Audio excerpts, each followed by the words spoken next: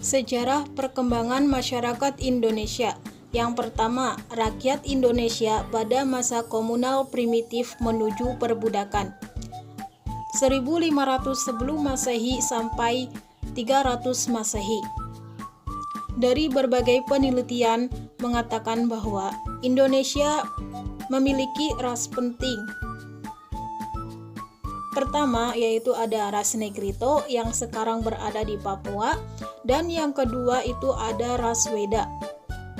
Mereka hidup dalam sistem komunal primitif, di mana tidak ada kelas sosial sehingga tidak ada suprastruktur kekuasaan milik kelas yang berkuasa. Kehidupan mereka ini sangat bergantung pada alam, di mana mereka menggunakan cara berburu dan juga meramu. Kedatangan ras Mon Khmer ini menyebabkan terjadinya peperangan antara para pendatang dan juga penduduk asli Indonesia. Karena persenjataan yang dimiliki oleh Mon Khmer ini sudah maju, maka para pendatang ini mengalami kemenangan dalam peperangan ini, sehingga peristiwa ini menandai dimulainya masa kepemilikan budak dan dalam sejarah Indonesia. 3. Rakyat Indonesia pada masa feodalisme menuju kolonialisme, 1602 Masehi sampai 1830 Masehi. Pada awal abad 17, bangsa asing datang ke Indonesia dengan misi berdagang, terutama Belanda dan juga Portugis. Pada tahun 1596 ini Belanda, Cornelis de Houtman berlayar dan mendarat di Banten untuk memulai perdagangan dengan bangsa Indonesia. Mereka mencari rempah-rempah di Indonesia untuk diperjualbelikan di Eropa dalam kebutuhan musim dingin. Pada tahun 1602, Belanda ini dengan pengusaha-pengusaha Belanda ini membuat kongsi dagang dengan nama VOC, Verenigde Oost-Indische Compagnie. Tujuannya ini untuk menguasai monopoli perdagangan melalui pengkonsolidasian kekuasaan politik ekonomi lokal. Di tahun 1628 sampai 1629 terjadi peperangan. Pada saat itu VOC dengan dukungan penuh militer Republik Belanda bersatu untuk menguasai wilayah Banten. Kemudian memenangkan peperangan melawan Sultan Agung. Tahun 1799 VOC ini dinyatakan bubar karena mengalami kebangkrutan dan juga menanggung banyak beban hutang.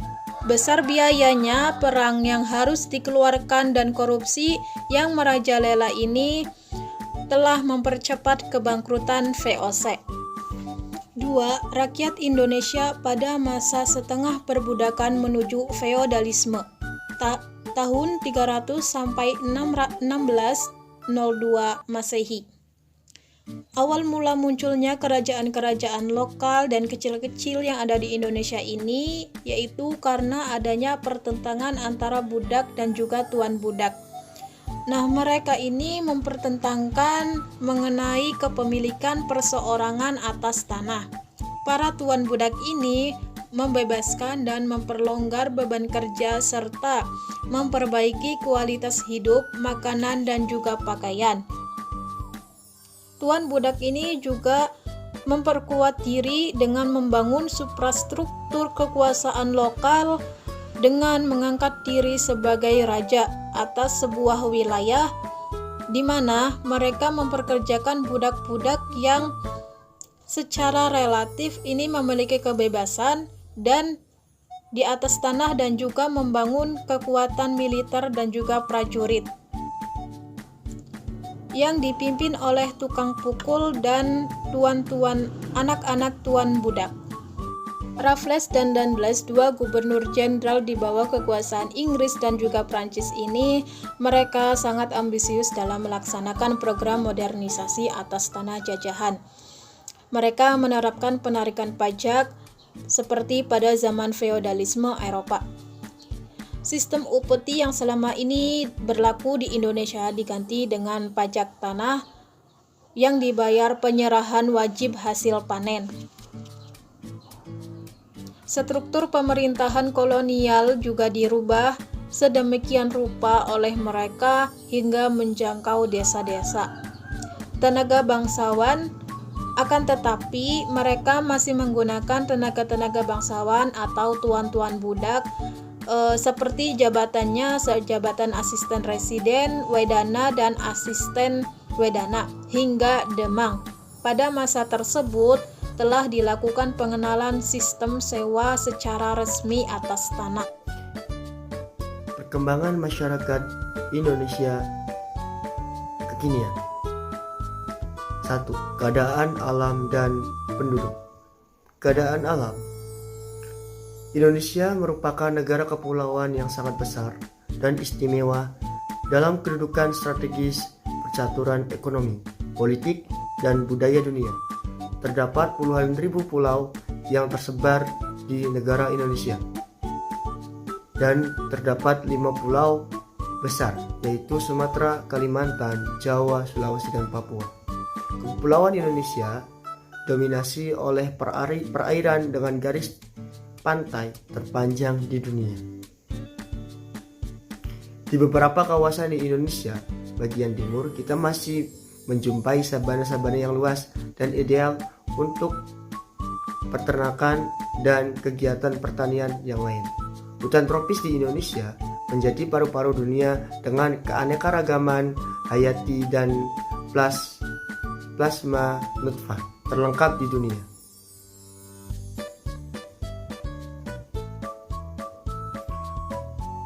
Keadaan ini sangat penting perannya dalam mempertahankan ekosistem, iklim, dan mempertahankan iklim global dan keseimbangan ekosistem.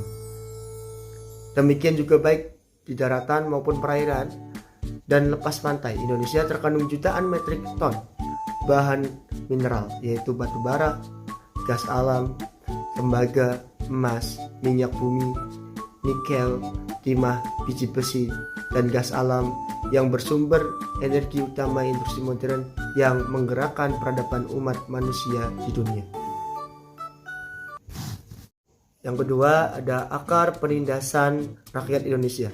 Dengan masalah pokok yang mendasar yang sedang dan harus dihadapi oleh masyarakat Indonesia adalah imperialisme, feodalisme, dan kapitalisme birokrat. Karakter setengah jajahan muncul sebagai akibat dominasi imperialisme, khususnya imperialisme Amerika Serikat terhadap rakyat Indonesia, baik secara ekonomi, politik, militer, dan kebudayaan. Dominasi imperialisme Amerika Serikat tersebut dapat terjadi karena bersekutu dengan kelas reaksioner lokal dalam bentuk kediktatoran bersama antara borjuis besar, komprador, dan tuan tanah yang menjadi rezim boneka dan menjaga kepentingan mereka. Yang ketiga, upah yang diterima oleh buruh di Indonesia tercatat sebagai upah yang sangat rendah. Indonesia merupakan negara dengan upah buruh nomor 6 terendah di dunia, setelah Vietnam, Thailand, India, Filipina, dan Cina. Upah buruh di Indonesia rata-rata untuk buruh yang bekerja di sektor industri manufaktur, khususnya di kota Cirebon atau di Kabupaten Cirebon, itu upah minimum regionalnya itu mencapai kurang lebih Rp2.200.000. Nah, upah minimal regional tersebut masih kurang untuk memenuhi kebutuhan pokok sehari-hari. Yang keempat, yaitu jutaan orang Indonesia terpaksa bekerja di luar negeri sebagai TKI dengan jaminan keamanan dan keselamatan kerja yang sangat rendah serta kondisi hidup sangat memprihatinkan. Ratusan bahkan ribuan kasus baik yang terungkap maupun tidak terungkap mulai dari penganiayaan, penelantaran, pemerkosaan, pembunuhan, maupun kecelakaan kerja, memperlihatkan bagaimana penderitaan DKI di luar negeri. Beberapa waktu terakhir, jumlah perdagangan anak dan perempuan ke luar negeri juga meningkat tajam. Yang ke B yaitu penduduk. Dewasa ini jumlah penduduk Indonesia kurang lebih ada 224.784.000 orang. Pertumbuhan penduduk yaitu kurang lebih 1,63% per tahun, dengan kepadatan terbesar ada di Pulau Jawa yaitu 106 km persegi, dan di Sumatera yaitu 80 orang per kilometer persegi.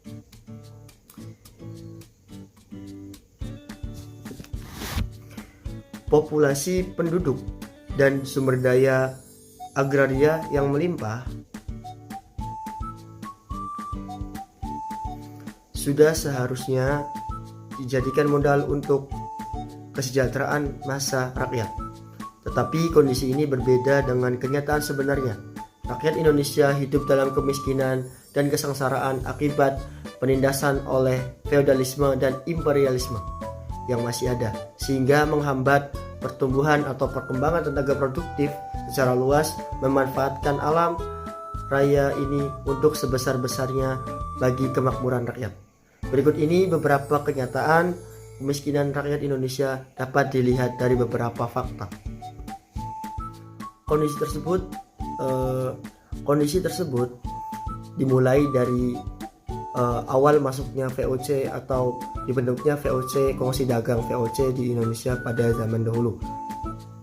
Dari zaman dahulu masih terjadi di zaman sekarang atau di masa modern ini. Budaya tersebut melekat kepada masyarakat Indonesia, yaitu terlihatnya antara kelas atau antara kelas sosial, antara si miskin dan si kaya, atau yang berpangkat atau yang tidak berpangkat. Fakta yang pertama yaitu jutaan rakyat Indonesia hidup di bawah garis kemiskinan.